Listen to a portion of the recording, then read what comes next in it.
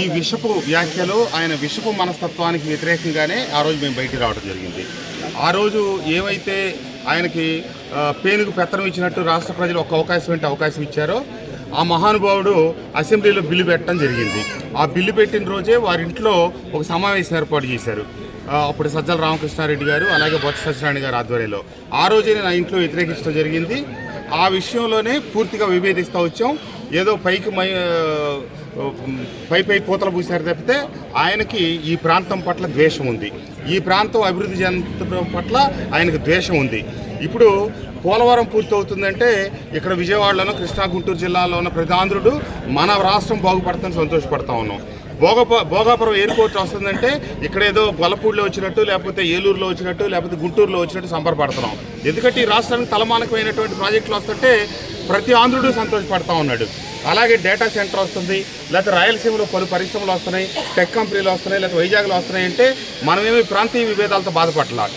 కానీ ఒకసారి ముఖ్యమంత్రిగా పనిచేసి రాజకీయ నేపథ్యం ఉన్న కుటుంబంలో పుట్టి సిగ్గు శరం లేకుండా ఇక్కడ తెలుగుదేశం పార్టీ అనుకూలమైన వాళ్ళ ప్రాంతం, ఆ ప్రాంతం, ఈ ప్రాంతం అని చెప్పి విషయం ఎల్లగొక్కుతా ఉన్నాడంటే ఇక్కడ స్థానికంగా ఉన్న వైసీపీ నాయకుల్ని డిమాండ్ చేస్తూ ఉన్నా, అతగాడితో మీరు ఏకీభవిస్తారా, అతగాడిని మీరు విభేదిస్తారా, మీరు తేల్చుకోండి. ఈ ప్రాంతానికి ద్రోహులుగా మీరు మిగిలిపోతారా? ఎందుకంటే ఇది అతను ఒక దుర్మార్గమైన వ్యక్తి, అతను నయవంచకుడు. లేకపోతే అమరావతి మీద నిన్న లోపల ఉన్న విషయాన్ని వెలగెక్కాడు.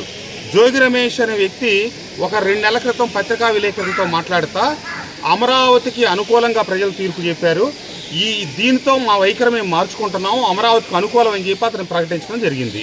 కానీ ఈరోజు జగన్మోహన్ రెడ్డి నిన్న మాట్లాడిన మీడియా సమావేశంలో అమరావతికి అతను పూర్తి వ్యతిరేకమని, అతను మళ్ళీ అధికారంలోకి వస్తే అమరావతికి గతంలో ఏ కర్మ పట్టించాడో అదే కర్మ పట్టించడానికి సిద్ధంగా ఉన్నాడనేది స్పష్టంగా అర్థమైంది.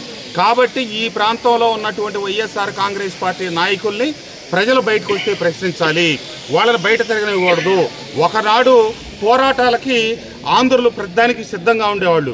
పోరాటం చేసి పొట్టి శ్రీరాములు గారి నాయకత్వంలో మనం ఆంధ్రప్రదేశ్ని తెచ్చుకోవడం జరిగింది ఉమ్మడి మద్రాసు రాష్ట్రం నుంచి.